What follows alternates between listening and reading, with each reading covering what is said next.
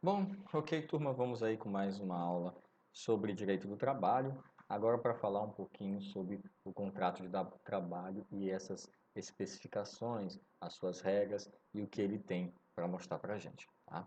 Então vamos lá dar início ao nosso conteúdo de hoje, entendendo que o contrato de trabalho ele tem um início, ele tem um pré-início, na verdade, ele tem vários momentos que tratam sobre a sua formação, tá? E ele basicamente é a união de duas ou mais vontades. Eu posso ter um contrato individual de trabalho, como eu posso ter um contrato coletivo de trabalho, tá? Usar um instrumento só e contratar ali o que seria uma equipe de trabalho inteira, o que seria ali muito utilizado nas obras, né, contratos de empreitados, em que você faz um contrato e lá tem vários trabalhadores inseridos. Mas lembrando que, apesar dos contratos, eles podem ser feitos, firmados de forma coletiva, as relações de trabalho são tratadas de forma individual.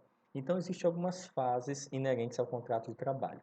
Tá? Existem as negociações preliminares, existe a oferta do cargo e, no fim, a aceitação, que seriam aí fases preliminares antes da formalização do contrato de trabalho. Tá? E o que seriam essas negociações preliminares? Bom, as negociações preliminares são as ideias, as sondagens, as entrevistas, os debates, as conversas que você tem ali com o pretenso candidato ao cargo. E aí você leva a outra parte que existe um cargo, tá? Ainda não tem nenhuma vinculação jurídica, seria ali tentar conversar com a outra parte sobre o cargo, a função, a remuneração, ou seja, preparar ali da substância digamos assim, elementos do contrato para que a parte possa ou não aceitar aquela proposta, né? São as fases de negociações preliminares, preparando aí para vir o consentimento. Essa fase, ela de certa forma não obriga as partes a firmarem por si um contrato.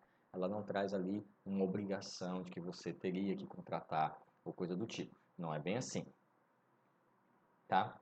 A empresa não pode gerar nessa fase de pré-contrato, nessa fase preliminar, a empresa não pode gerar nenhum tipo de obrigação, nenhum tipo de promessa de contratação.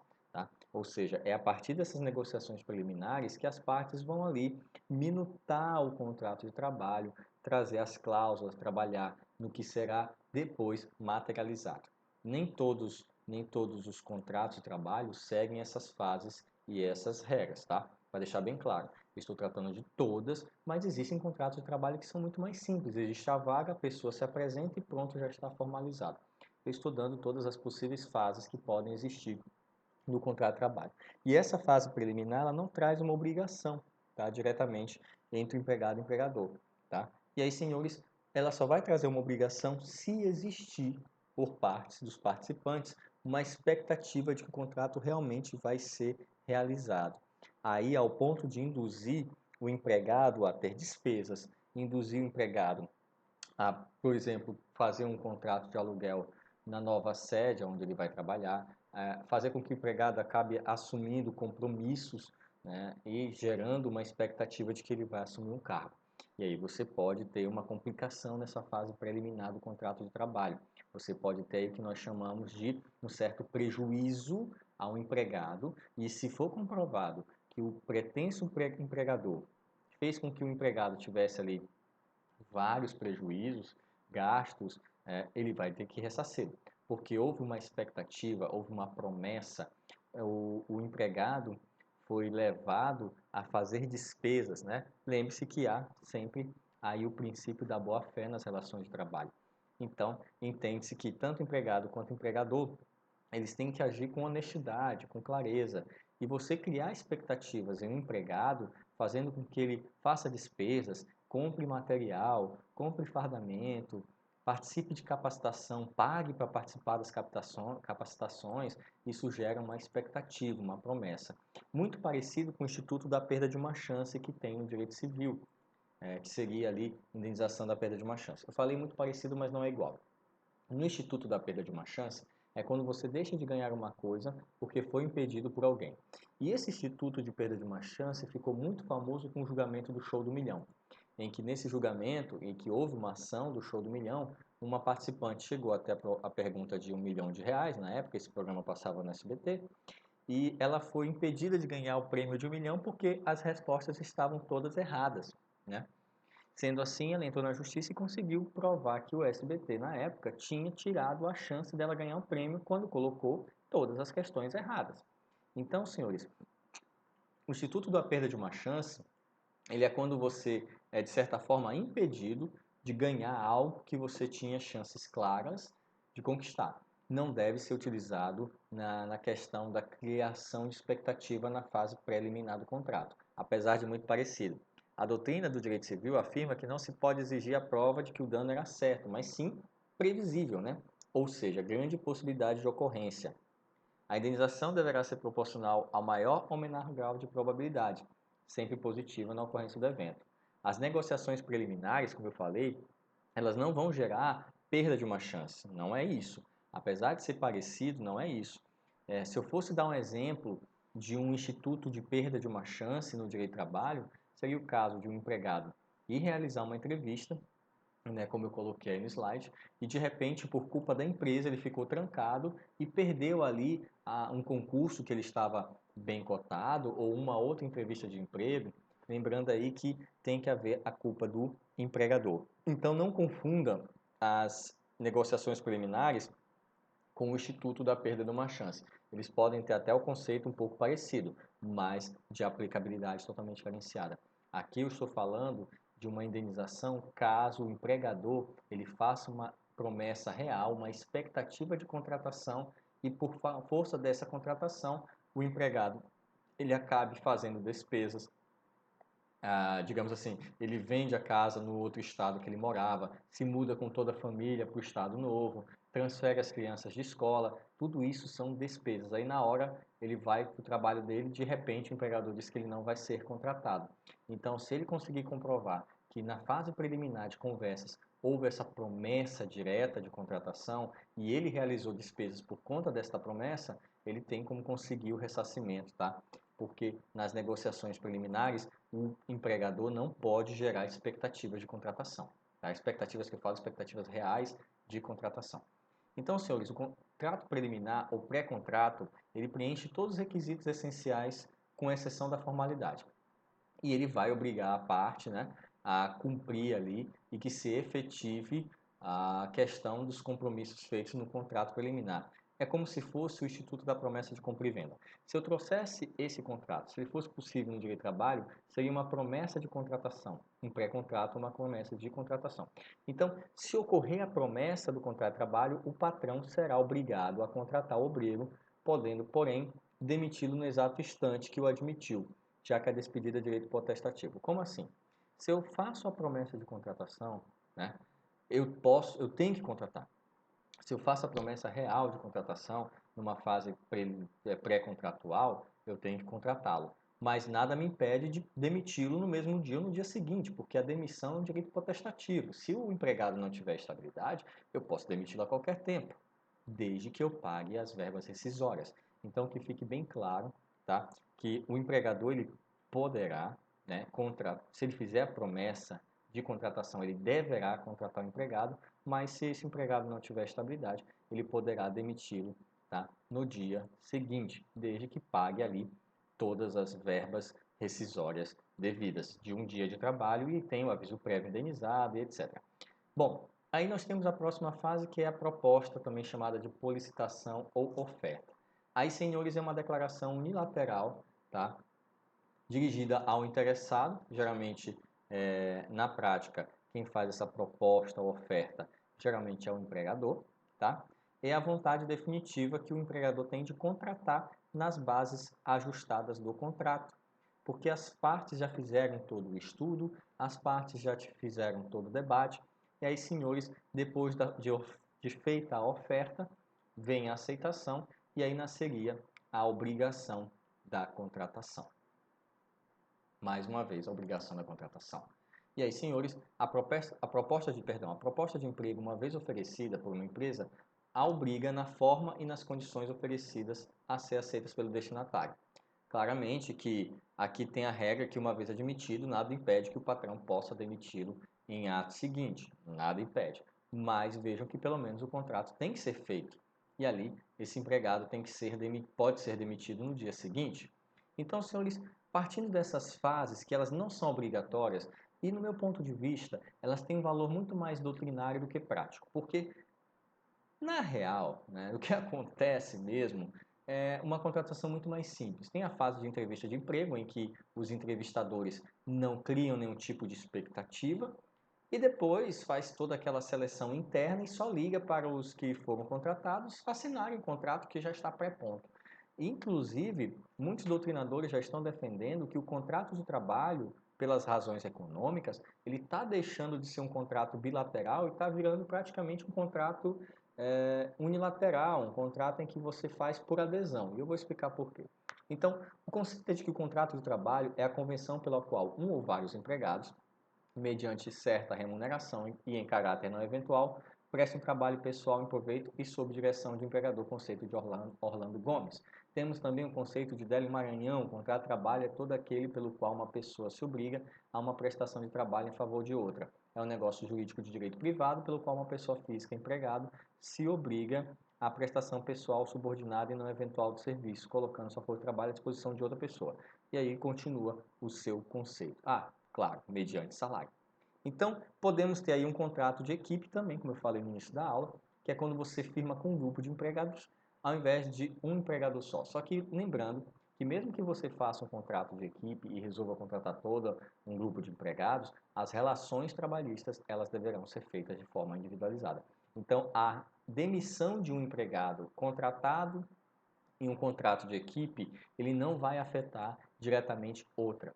O contrato de equipe ele é feito inicialmente de forma rápida e de equipe, mas lembrando bem que as relações trabalhistas são individuais. Então, a demissão de um, as férias de um, o 13º de um, a justa causa que um cometer, não vai respingar sobre os demais. A forma de contratação foi feita por equipe até para se economizar, né? Já que eles vão trabalhar, isso acontece muito em contratos de empreitada ou por prazo determinado, em que aquele grupo ele entra e tem data para sair. Então você consegue contratá-los com um instrumento só, mas lembrando que as relações de trabalho ainda continuarão a ser individualizadas.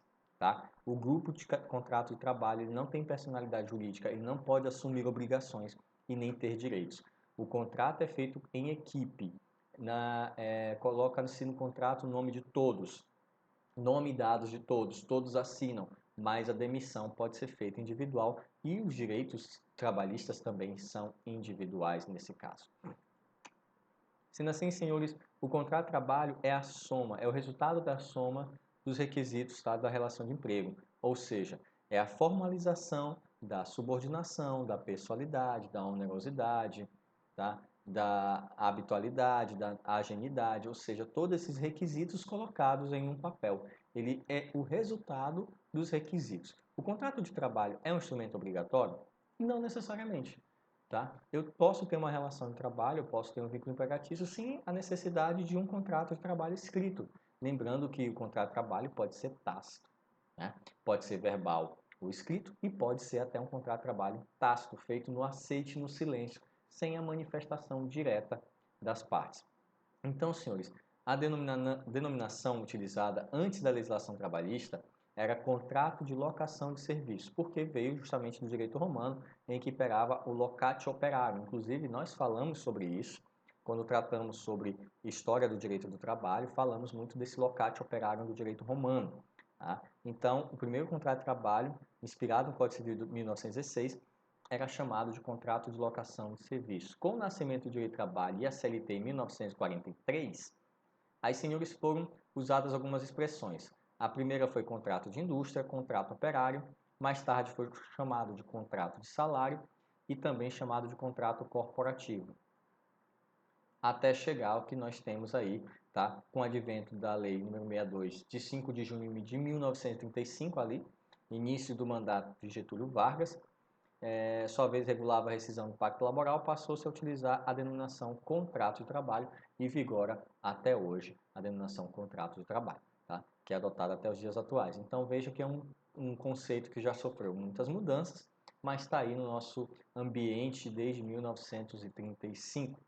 E aí, senhores, o contrato de trabalho tem algumas características. Para Martins Catarino, ele é bilateral, consensual, oneroso, comutativo, intuito persona e de trato sucessivo. Bilateral porque vem de obrigações recíprocas. Consensual porque ele vem com a concordância das partes. Oneroso porque há contraprestação de serviço e há contraprestação de salário. Comutativo é porque cada parte tem suas obrigações e sabe exatamente o que fazer. Intuito persona, muito ligado ao requisito da pessoalidade, quer dizer que o contrato de trabalho é pessoal, apesar de ser por equipe, as relações são pessoais, e de trato sucessivo é porque ele é permanente e não vai se acabar ali só na sua assinatura. Ele cria obrigações permanentes. Essas obrigações devem durar enquanto durar a contratação. O caráter bilateral ou sinalagmático não se confunde com comutativo, eu já falei. Bilateral é porque há consenso, há vontade entre as duas partes. Já comutativo é quando as duas partes sabem exatamente das suas obrigações, sabem exatamente o que vão fazer. Cada uma tem obrigações, deveres e direitos distintos uma das outras. Tá? E nas palavras de Maria Helena Diniz, ela disse que o contrato será comutativo, a título oneroso e bilateral, em que a extensão das prestações de ambas as partes, conhecidas desde o momento da formação do vínculo contratual, é certa, determinada e definitiva, apresentando uma relativa equivalência aí de valores. Bom, Orlando Gomes ainda aponta as mesmas características, acrescentando somente que o contrato de trabalho não depende de uma formalidade especial. Então, isso é uma das características do contrato de trabalho. Ele não depende ali de uma formalidade obrigatória. Ele pode ser feito de várias formas. Às vezes pode nem ser feito, basta assinatura na CTPS. Então, senhores, ele tem alguns requisitos para ter sua validade. Claro, como os requisitos que a gente usa no direito civil. Mas veja que ele é um contrato que não é dotado de uma formalidade, já que ele pode ser feito até de forma tácita. Orlando Gomes também afirma que o contrato é real, uma vez que a obrigação de dar do empregador depende da obrigação de fazer do empregado. Ou seja, existe ali uma execução de serviço e uma prestação de pecuniária. Então, há uma prestação de serviço e, na contramão, uma contraprestação de uma remuneração, de um salário. Délio Maranhão também traz características do contrato de trabalho. Ele diz que o contrato deve ser principal, pode estar acompanhado de acessórios, mas ele tem uma peça principal. Ele é de natureza privada, com cláusulas de ordem pública. Como assim privada com cláusulas de ordem pública? Já expliquei para vocês que o direito do trabalho, ele é um ramo do direito que ele é um pouco unitário, misto. Ele tem normas de direito público, de ordem pública, como também tem normas de direito privado. Tá? Ele tem direitos que são considerados indisponíveis, mas se você for para o lado do direito privado, ele é regido por vontade entre partes. Que partes? Empregado e empregador. Tá? Então, existe um mínimo legal que tem que estar respeitado no contrato de trabalho. Que mínimo legal é esse? Um terço constitucional, férias, 13º, aviso prévio, que a Constituição diz que será de no mínimo 30 dias. E nós temos outras questões, salário mínimo, horas extras, coisas que são trazidas aí pela própria Constituição Federal. Tá? Para ele é intuito persona, consensual, sucessivo e também oneroso. Délio Maranhão aí só complementa o conceito do seu antecessor. De fato, é notório que o contrato de trabalho é principal e gera obrigações. E nele poderão vir coisas acessórias, obrigações acessórias como as obrigações previdenciárias, PIS, FGTS, contribuições ao sindicato quando o funcionário faz a opção por isso. Então, temos os contratos acessórios e quando o contrato principal se extingue, os acessórios também vão se extinguir. E eu posso ter também, senhores, coisas junto com o contrato de trabalho. Eu posso ter ali um seguro de vida, uma alocação de imóvel, um salário in natura, fornecimento de utilidades, alimentos, laptop, celular, etc. Eu posso ter esses acessórios que lá na frente nós vamos estudar, inclusive a possibilidade de salários in naturas descritos como acessórios de um contrato de trabalho. Então, Evaristo de Moraes, ele defende também que o contrato de trabalho seria um contrato de adesão. Olha só, é isso aqui é nesse ponto que eu queria chegar. Já que o empregado estaria obrigado a aceitar as condições impostas pelo empregador.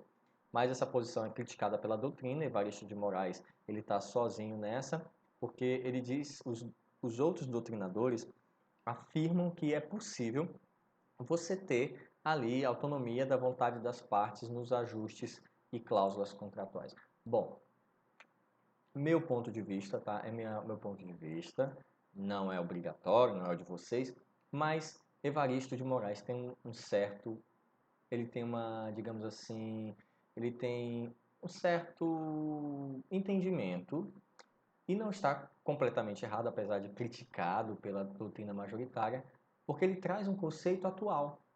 Se você pegar na prática, ninguém mais está debatendo o contrato de trabalho. Quando você passa no seletivo, você logo pergunta onde é que eu vou assinar. Não é assim que funciona? Você pergunta, você não debate. Quem hoje numa entrevista de emprego debate salário? A gente já fica com medo de fazer isso para perder vaga para um outro. Então, as nossas situações econômicas, né, a situação econômica, o desemprego, faz com que o empregado, o candidato ainda, né, no contrato de trabalho, ele acabe ficando com medo de fazer certas declarações, de debater salário, de debater horário com o seu futuro empregador e perder a vaga para um outro que não vai aceitar nenhum tipo de alteração. Então, Evaristo de Moraes, ele está um pouco certo de defender que o contrato de trabalho está tomando uma natureza de adesão, mas por conta da força econômica, por conta da situação de desemprego em que vivemos. Ninguém mais quer discutir cláusulas contratuais de trabalho. Nós ficamos com medo. O que nós queremos hoje em dia é passar no seletivo, ou no seletivo simplificado, numa dessas empresas privadas, ter o currículo chamado, você ser selecionado, passar na prova de admissão, seja lá qual for o tipo de seleção que essa empresa vai fazer, você quer passar. E a primeira coisa que você quer é saber onde você tem que assinar o contrato de trabalho. Então veja que a visão de Evaristo de Moraes, ela não é muito, digamos assim, jurídica, é mais para o lado econômico-político, pela situação em que nós vivemos. Então, ele não está completamente errado ao afirmar que o contrato de trabalho está se transformando em um contrato de bilateral, está se transformando em um contrato de adesão, porque o empregado ele não discute mais condições contratuais. Ele não debate. Dificilmente um empregado, em uma entrevista de emprego, vai debater salário, vai chegar para o seu futuro patrão e vai dizer: olha, esse salário aí está muito baixo, não dá para aumentar? Dificilmente alguém faz isso, a não ser que você seja o único da sua área, altamente requisitado, em que você possa fazer isso. Mas se você está vindo de um seletivo, digamos assim, com 50 candidatos para uma vaga, dificilmente você vai retrucar. Você vai querer saber onde é que você quer assinar. E depois você pleiteia novas condições de trabalho. Tá? Então, o contrato de trabalho ele pode se constituir de forma tácita, como eu falei, ou de forma expressa. E isso está escrito no artigo 443 da própria CLT. Tá? No ingresso de sociedades de economia mista e nas empresas públicas, onde há formação de contrato estricto sensu, ou seja, com a existência de empregado e empregador, há necessidade de ingresso através de concurso público, em obediência à regra constitucional do artigo 37, inciso 2º da Constituição Federal do Brasil. Então aí nós temos o ingresso, não vai ser nosso tema, não vai ser nosso foco, até porque nós tratamos de pessoas seletistas, não estatutárias, mas vejam aí que a forma de ingresso aí no serviço público é através de concurso público em obediência a uma regra constitucional. E já, seguindo a regra da CLT, esse contrato de trabalho tanto pode ser tácito como expresso, verbal ou escrito. Então, há alguns requisitos para que meu contrato de trabalho tenha validade. O contrato de trabalho é uma espécie de negócio jurídico. Ele não se afasta, ele vai seguir as regras do negócio jurídico do direito civil. Então, ele é bilateral, tem que ter acordo de vontades e tem que seguir a ordem jurídica, ou seja, ele vai seguir ali as regras do direito civil com relação ao negócio jurídico. Então, senhores, ele tem algumas características: estrutural, tá? Ele é bilateral, sinalagmático e ele tem algumas características funcionais também, porque ele traz ali os interesses harmonizados entre as partes, uma com a vontade de trabalhar e outra com a vontade de contratar. Por isso, ele defendem-se que ele tenha uma função econômica e social evidente. Tá? Então, todo contrato de trabalho pode ter até 3 tipos de elementos: os essenciais, os naturais e os elementos acidentais. Então, vamos aí, trouxe aqui um pequeno gráfico que eu retirei de um livro de direito do trabalho. Temos aqui os elementos essenciais, que podem ser divididos em extrínsecos, que estão listados no artigo 104 do Código Civil. Vamos pegar aqui o Código Civil emprestado, para a gente poder trabalhar no direito do trabalho. Temos aqui, quais são esses requisitos? O agente capaz, o objeto lícito, possível e determinado, forma prescrita ou não defesa em lei. E os elementos intrínsecos, tá? Artigo 138 seguintes do Código Civil, que é o consentimento, a ausência de vícios e uma causa para a contratação. Então, vamos para os elementos essenciais, tá? Que são extrínsecos e intrínsecos, que esses que foram apresentados para vocês. São os elementos essenciais para se tornar um contrato de trabalho válido. Então, eu vou seguir muitas regras aí emprestadas do direito civil com relação ao negócio jurídico, tá? Então, de acordo com o artigo 104, para a validade de um negócio jurídico, eu tenho que ter agente capaz, objeto lícito, possível determinado, forma prescrita ou não defesa em lei. Se eu não tiver um desses elementos, o contrato de trabalho é considerado nulo, como a exemplo, tá? A exemplo do contrato negócio jurídico. É considerado nulo, então aqui também vai ser considerado nulo o meu contrato de trabalho. Tá? Então vamos ao primeiro, agente capaz. Quem é esse agente capaz? Bom, aí é uma pessoa que tem pleno direito de fato de exercer a capacidade civil, a capacidade de fato. E aí adquire a capacidade de fato de exercícios que podem praticar atos da vida civil. Tá? A gente sabe que crianças podem ter capacidade de absorver direito, mas de exercer esse direito não, eles precisam de um representante. Então, o primeiro ponto é ser agente capaz. Capaz de quê? Capaz de firmar contratos, capaz de exercer por si as atividades, né, do direito civil. Segundo Rodrigues Pinto, é a aptidão do homem para ser sujeito ativo ou passivo de relações jurídicas, de adquirir e gozar direitos e contrair obrigações. É a capacidade de fruir ou de exercer um direito. Para Adélio Maranhão, a capacidade não deve ser confundida com condições administrativas. Isso aqui é muito interessante. E vou explicar por quê. Uma pessoa emancipada, ela ganha capacidade para alguns atos da vida civil e também para alguns atos da direito do trabalho. Mas existem algumas profissões que precisam de condições administrativas para serem exercidas. Por exemplo, uma pessoa com 18 anos já é considerada capaz de exercer suas atividades do direito, de pleno direito, né? Sou maior de idade, sou uma pessoa capaz. Mas eu não posso exercer qualquer tipo de profissão. Eu não posso, por exemplo, exercer uma profissão que exija que eu tenha maior de 21 anos, como dirigir veículos com produtos inflamáveis, explosivos ou trabalhar com segurança armada. Existem algumas profissões que têm o que nós chamamos de condições administrativas. Então, para o direito do trabalho, uma pessoa que alcançou a capacidade, alcançou a maioridade, não significa que ela pode exercer qualquer profissão. Algumas são proibidas para ela, tá? E aí, capacidade de fato é diferente de legitimação. Então, eu posso ter uma pessoa com 16 anos emancipada? Posso. Posso ter uma pessoa de 16 anos que foi emancipada, todo aquele processo de emancipação, aí de repente ela resolve trabalhar numa empresa. Ela pode? Pode. Nem precisava ser emancipada para trabalhar na empresa, porque eu posso contratar, né, pessoas com 16 anos. Posso contratar direto, desde que tenha o responsável ali assinando junto. Só que veja que ela é emancipada, ela ganhou a capacidade, mas não significa dizer que ela pode exercer qualquer função, porque a CLT ela é bem clara quando diz que o trabalho noturno insalubre e perigoso não pode ser feito por menores de 18 anos. A emancipação te traz capacidade, mas a emancipação não te traz uma coisa chamada maioridade. Então, o emancipado pode ser preso? Não, porque a prisão para maiores de 18 anos. O emancipado pode dirigir, tem projetos de leis que querem que ele dirija.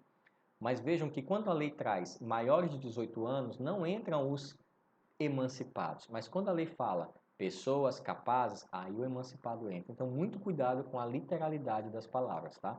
A capacidade de fato não significa que eu possa exercer qualquer profissão. Algumas têm o que chamamos de capacidade específica, e isso me torna incapaz para aquela fusão. Então, por exemplo, eu posso ter um jovem de 17 anos, devidamente, legalmente emancipado, capaz de exercer plenamente os seus direitos e deveres, mas ele não vai poder trabalhar de noite, né, exercer trabalho noturno, nem atividades insalubres e perigosas, porque a CLT fala maiores de 18 anos e não fala em capazes. Então, muito cuidado com a literalidade da palavra maior de 18 anos e a palavra capacidade plena. Elas não são sinônimos. Agora vamos a alguns exemplos de alguns julgados, tá? Como é que funciona. Vínculo de emprego, exercício da vigilância armada sem curso de formação profissional, contrato nulo. O exercício da profissão de vigilante necessita da aprovação em curso de formação profissional e registro prévio na Polícia Federal. O trabalho sem esses requisitos, conjugado com o uso de armas sem autorização, acarreta a nulidade do contrato. Então veja, inclusive julgamento da própria Volia. Vejam que além da capacidade, além da maioridade, eu tenho que ter algumas capacidades administrativas. Eu não posso, por exemplo, exercer a profissão de médico sem ser médico. Eu não posso ser um advogado sem OAB. Eu não posso exercer certas funções como magistério sem ser formado. Então vejam que existem, além da capacidade, tá? Além de ser maior e ter a maioridade, eu tenho que ter algumas capacidades administrativas, senão é exercício ilegal da profissão. Então, o próprio Código Civil diz quem são os absolutamente incapazes, os menores de idade, os ébrios, etc, etc, tá? No próprio Código Civil. E é interessante a idade para o trabalho. A capacidade plena foi concedida ao trabalhador a partir da idade de 18 anos. Isso em 98. Considerando-se relativamente capaz o trabalhador entre 16 e 18 anos e absolutamente incapaz o menor de 16 anos. O absolutamente incapaz, menor de 16 anos, pode trabalhar? Pode. Pode trabalhar na condição de aprendiz. A própria Constituição Federal traz isso. A partir dos 14 anos, na condição de aprendiz, é quando ele está trabalhando ali na supervisão de uma pessoa, com trabalhos compatíveis à sua força, à sua condição física, desde que não atrapalhe ali a sua convivência na escola e que ele está nessa função para aprender um ofício ou uma ocupação. Então, o menor de 16 anos pode trabalhar, a partir de 14 pode na condição de aprendiz. Então, considera-se incapaz para o trabalho o menor de 16 anos, salvo na condição de aprendiz. Enquanto no direito civil, temos aí os relativamente capazes entre 16 e 18 anos. Veja como a maioridade é tratada de uma forma diferenciada no direito do trabalho, possibilitando até que menores de 16 anos trabalhem só que na condição de aprendiz. E aí nós temos um julgado bem interessante. Contrato de trabalho, menor, nulidade, efeitos. A vedação ao contrato do menor estabelecida constitucionalmente por si só não afasta os direitos trabalhistas alcançados pelo reclamante. O que esse julgado, resumidamente, quer trazer para a gente é o seguinte. Ele traz que, pela teoria trabalhista das nulidades, eu vou considerar o contrato nulo. Mas como é que fica o trabalho? Né? Como é que fica toda a função que o menor exerceu? Então, se eu tenho um menor de 16 anos que faz um contrato sem ser na condição de aprendiz, eu tenho um contrato praticamente nulo. E pelas regras do negócio jurídico, quando eu tenho um contrato nulo, eu tenho que reverter aquela situação, uma situação que se encontrava anteriormente. Eu tenho que voltar, tá? Tudo como era antes. Só que, como é que vai ser? Porque eu consigo devolver até o valor. Eu consigo pegar os salários que foram pagos a esse menor e consigo restituir ao empregador, mas eu não consigo restituir a mão de obra. Então, a Justiça do Trabalho tem entendido o seguinte: nesses casos de menor trabalhando, o contrato é nulo, mas os efeitos são diferenciados. Eu não vou seguir a mesma regra do direito civil, eu não vou retroceder às condições anteriores, tá? O que eu vou fazer? Por quê? Porque a legislação protege o hipossuficiente. E no caso aqui, o menor é hipossuficiente. Então, segundo Délio Maranhão e alguns julgados também, a nulidade de contrato pela incapacidade do agente é uma medida de proteção ao próprio incapaz.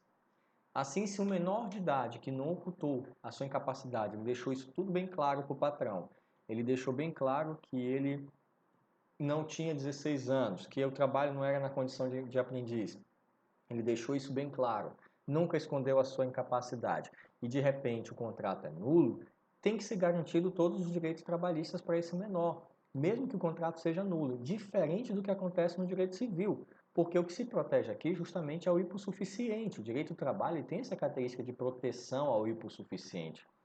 Então você perceba que nessa decisão do TRT de Minas Gerais, da juíza Denise Alves Horta, você tem ali uma proteção ao menor. E outra, existe uma regra na nulidade que ninguém pode alegar a sua própria torpeza, ninguém pode alegar em seu proveito nulidade. Olha outro julgado: criança e adolescente, prestação de serviço, violação do artigo 7º, nulidade, consequência.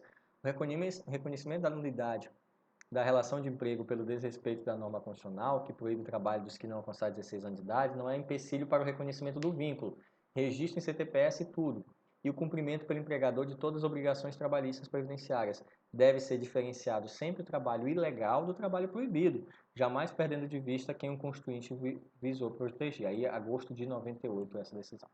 Aí continua outro trecho, outra decisão. Não pode o empregador alegar a violação da Constituição em seu próprio benefício e em prejuízo do trabalhador incapaz. Então vejam, seria como Ou temos outro julgado também, enquanto eu deixo aí na tela para vocês verem, mas ele gera em cima do mesmo preceito. Vejam que o empregador não pode alegar para si só uma nulidade e sair beneficiado, se não seguir enriquecimento ilícito, né? Ou seja, o trabalho é proibido porque é nulo, ele não é agente capaz, mas houve o trabalho, tá? Houve o trabalho. E o que se protege também é a infância e a juventude, tá? Comprovado que houve a relação de trabalho, tem que ser reconhecida todos os efeitos inerentes à prestação de serviço. Então, como é que se resolve essa situação? Se resolve da seguinte maneira: se for observado que um menor trabalhou e ele é agente incapaz, né, não havia capacidade, o contrato será nulo, mas todos os direitos trabalhistas serão garantidos para este menor. Tá? Todos os direitos trabalhistas serão garantidos para esse menor, o que é um fato bem interessante. Né? O contrato é considerado nulo, mas os efeitos trabalhistas permanecem. Tá? Por quê? Porque não tem como eu retornar ao status quo, como acontece no direito civil, né? Quando há uma nulidade, eu retorno o contrato ao status quo. Para Clovis Bevilacqua, por exemplo, agora vamos tratar de objeto ilícito, o lícito. Para Clovis Bevilacqua, o objeto do direito do trabalho é o bem ou vantagem sobre o que o sujeito exerce o poder, conferindo uma ordem jurídica. Ou seja, o objeto do contrato não pode ser um objeto ilícito, não pode ser um contrato ilegal. Não posso contratar alguém para cometer um crime, não posso contratar um bicheiro do jogo do bicho, não posso contratar um assassino de aluguel e assinar carteira, não posso contratar um traficante e assinar carteira, porque são atividades consideradas ilícitas. O contrato tem que ter por objeto algo lícito, tá? São exemplos de contrato lícito. Eu já falei alguns aqui, mas é bom repetir. Apontador do jogo do bicho, médico para fazer aborto legal, assassino de aluguel, trabalho armado sem observar as leis, né, dos seguranças. A prostituta que vende o corpo em caso de latrocínio não é, vejam que não aqui, você não está dizendo que a prostituição, a pessoa vender, né, se prostituir não seria crime, mas explorar a prostituição sim. Ou seja, você manter uma casa e ali cobrar e vender os serviços sexuais de um terceiro, aí também. Né? Você ser detentor de funcionários que trabalham numa rinha de galo, empresa que faz tráfico de animais com proteção, animais ameaçados de extinção. Então, o trabalhador que exerce legalmente alguma profissão, sem a formação profissional, também faz um objeto ilícito. Já é entendimento do TST, o motorista de ônibus pirata, o vendedor de produtos receptados, em todos esses contratos será nulo, porque o empregado participou ativamente dessa ilicitude. Ele participou dessa ilicitude. Tá? Olha só um julgado. Vínculo de emprego, exercício da vigilância armada sem curso de formação, mesmo julgado que nós vimos anteriormente, só que agora nós vamos trabalhar outro ponto. Esse julgado nós vimos quando estávamos tratando da capacidade do agente.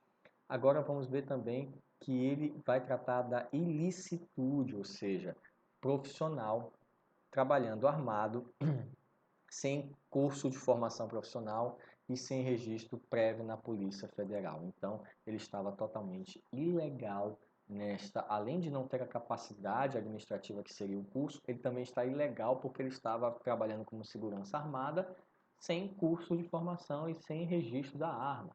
Tá? Até porte legal de arma ele estava tendo. Outro julgado, tá? Vínculo de emprego, atividade ilícita, jogo do bicho. A contravenção penal do jogo do bicho não gera vínculo contratual de qualquer natureza, pois a validade do ato jurídico requer objeto lícito. Tá? Como não tinha objeto lícito, o contrato não é considerado válido. Outro julgado também sobre o jogo do bicho, para deixar bem claro, não ficar dúvidas, o contrato de trabalho como ato jurídico exige a presença dos três requisitos, agente capaz, forma prescrita ou não defesa de lei e objeto lícito. O reclamante declarou ser vendedor de bilhetes do jogo do bicho, o que por força do que dispõe o artigo 58 importa em contravenção penal. Assim, o objeto do contrato de trabalho entre o reclamado, banqueiro do jogo do bicho e o reclamante constitui-se em atividade ilegal e, portanto, ilícito objeto, nulo é o contrato. Então, veja que o contrato é considerado nulo. Então, senhores, também é nulo o contrato de trabalho do professor que ministra a aula sem ter formação necessária, tá? Assim, um professor que ministra aulas de direito do trabalho que não tem curso superior de direito exerce legalmente o magistério. Muita calma, tá? Muita calma com os professores de filosofia, de sociologia, que aí são matérias que eles têm a formação específica e dão aula no curso de direito. Estou falando de professores dando aula de direito civil, direito do trabalho, direito penal, direito processual penal, que não têm a formação em direito. Então, senhores, para o exercício legal da profissão de professor é necessário habilitação profissional, formação técnica para a docência, tá?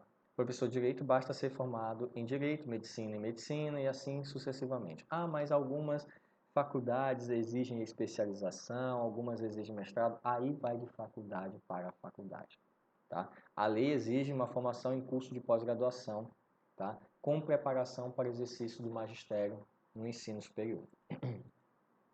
Então eu trouxe um quadro, tá? Deixa eu colocar esse quadro aqui um pouco mais visível, tá?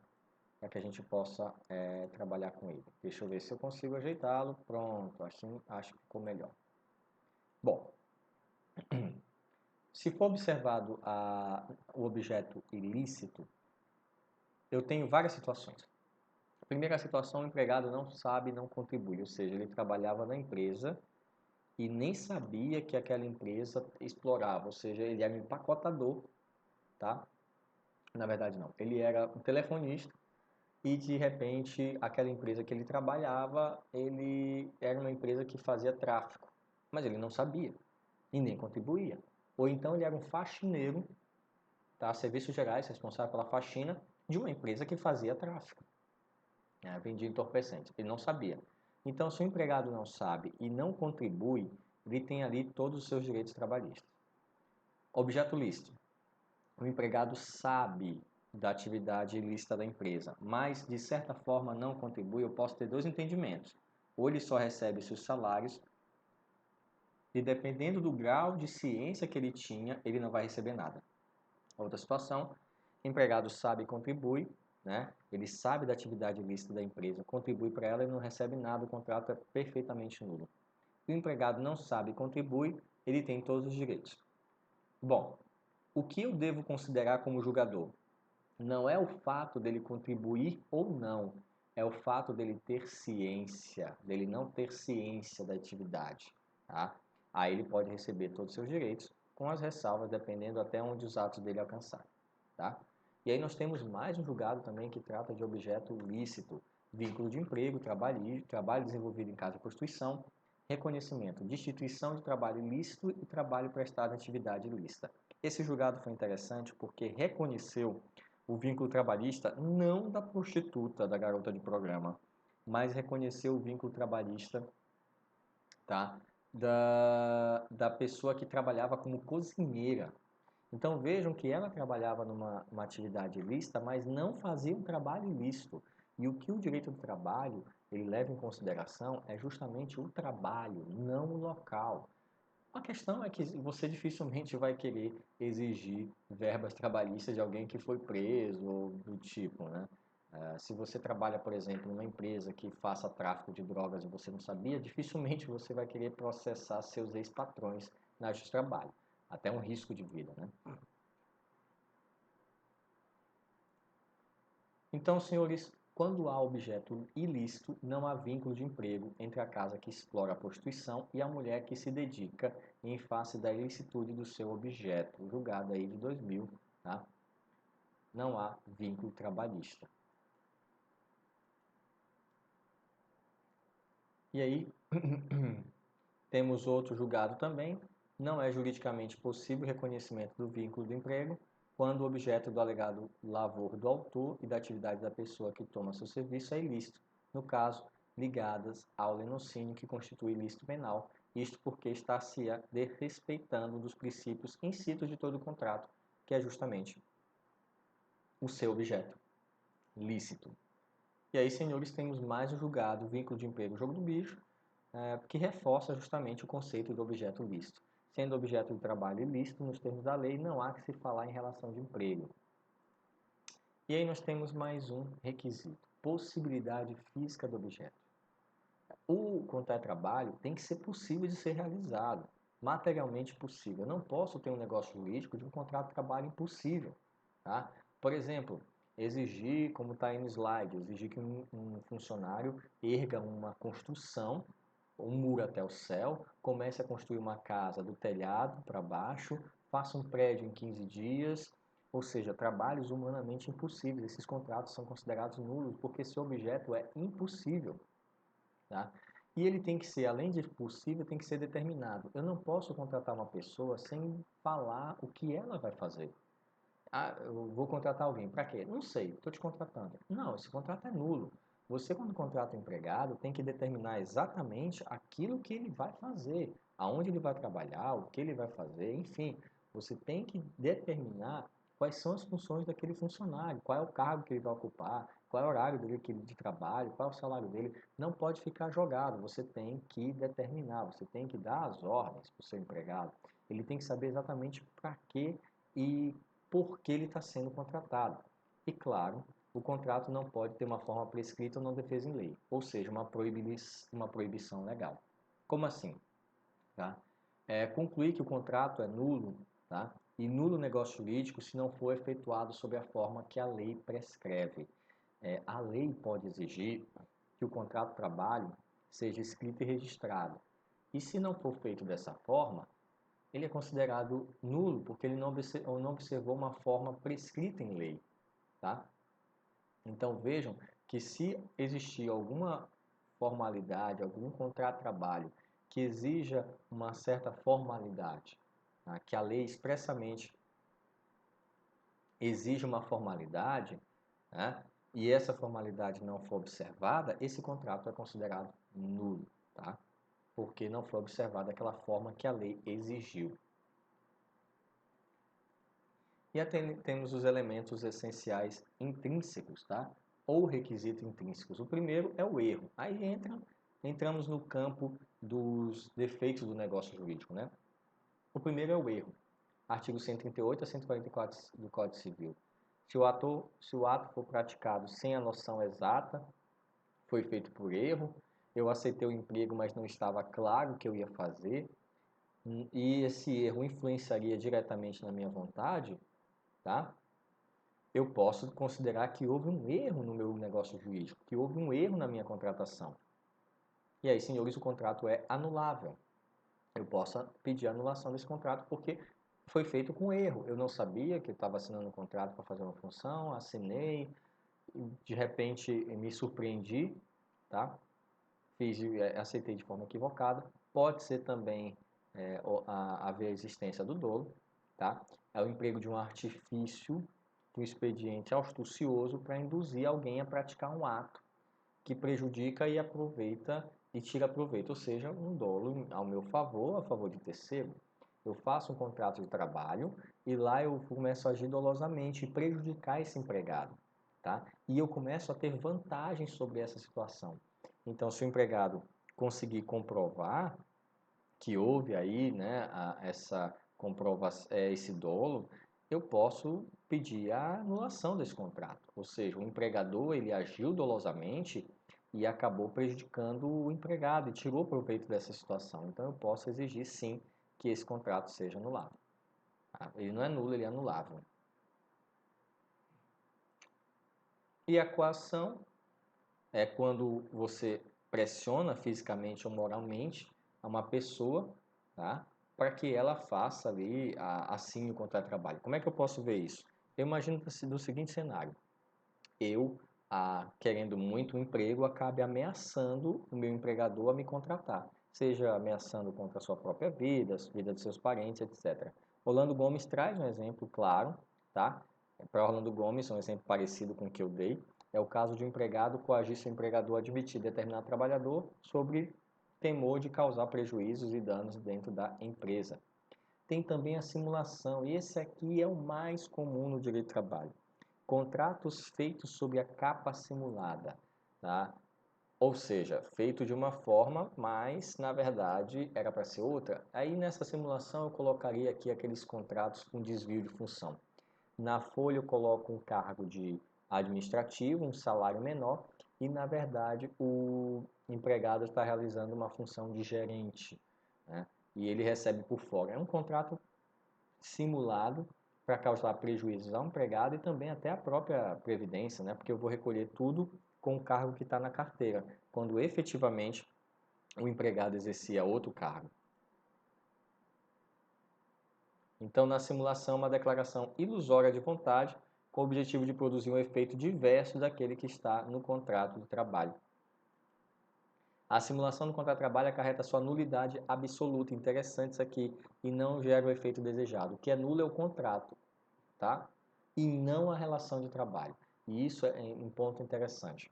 O contrato, por exemplo, do desvio de função, o contrato é considerado nulo, mas a relação de trabalho não. Permanece a relação de trabalho nas funções reais. Por quê? Por força de um princípio que nós já estudamos, que é o princípio da primazia da realidade. Os fatos prevalecem sobre a forma, aquilo que realmente aconteceu. Então, o contrato é nulo, o contrato simulado é nulo, mas a relação de trabalho ela permanece, ela prevalece, tá? Sobre a forma real. Aí com certeza vai ter que se fazer um ajuste nesse contrato de trabalho, né, para ele deixar de ser simulado. Temos também a fraude. A fraude é o uso do direito contrário à sua finalidade. Eu utilizo as regras do direito, mas eu vou fraudar. Pode ser fraude contra credores, fraude de execução e fraude contra a lei. Como assim? Fazer contratações fraudulentas de funcionários fantasmas para tentar aumentar minha folha de pagamento, justificar alguma saída, né, de capital, tentar fazer um caixa 2, dizendo que aquele funcionário ali recebia, quando na verdade ele nunca existiu, e esse dinheiro está sendo todo revertido para um outro. Ou seja, contratos fraudulentos. Utilizar a legalidade para fraudar o próprio sistema. Tá? Além desses elementos que temos chamados essenciais, temos elementos naturais. São aqueles que vêm de qualquer natureza contratual. Não há necessidade de você colocar isso no contrato de trabalho. Tá? Por exemplo, são elementos que já são inerentes a todo contrato de trabalho. Jornada máxima de 8 horas, pagamento de no mínimo salário mínimo, né, que todos têm direito. Ali eu também tenho horas extras, texto constitucional, férias, 13º, tudo isso já é inerente aos contratos de trabalho. Eu não preciso ter que estar listando ele em cada tipo de contrato, porque eles já são naturais. Eles já estão ali por conta da lei. Não há necessidade de eu colocar no contrato de trabalho. E os elementos, por fim, acidentais, também chamado de elementos acessórios, são aqueles que eu, empregador e empregado, a gente pode acordar e acabar colocando, como um plano de saúde, um seguro de vida, algo que você pode optar e ter, um salário in natura, um ticket de alimentação, um salário in natura de transporte, então, um vale, coisas que eu posso colocar, tá? E aí, esse aqui vai de acordo com cada tipo de contrato de trabalho. Lembrando que os elementos naturais são aqueles que já são inerentes a todos os contratos de trabalho que a própria legislação já determina.